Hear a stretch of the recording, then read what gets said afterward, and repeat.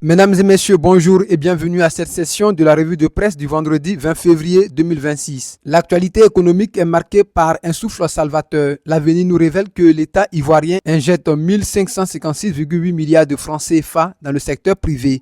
Une manne financière destinée à dynamiser le tissu entrepreneurial. Cette vitalité se confirme dans les colonnes de Fraternité Matin qui soulignent l'effervescence du milieu des affaires avec la création de 26 948 entreprises au cours de l'année 2025, selon le CPC. Par ailleurs, le financement du PND 2026-2030 prend une dimension internationale.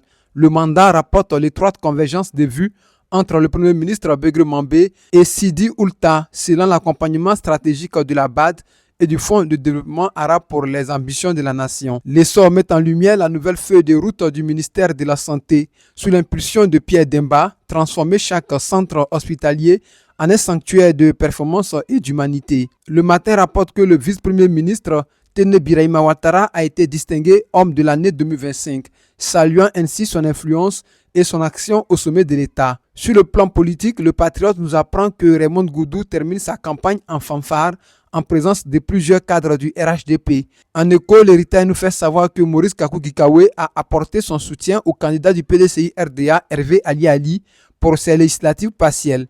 Le quotidien d'Abidjan lève le voile sur les échanges entre l'île Pau et les figures religieuses que sont le président du COSIM et le révérend Yaye Dion Robert, dans le cadre délicat de la mission de libération des prisonniers politiques. L'agenda législatif s'annonce dense.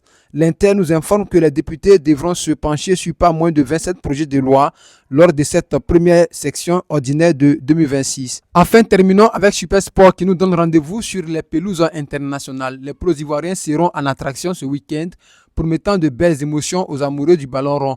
Désormais, profitez du mandat numérique, l'actualité sans frais, en cliquant sur www.lemandatexpress.net. Offre valable tous les vendredis.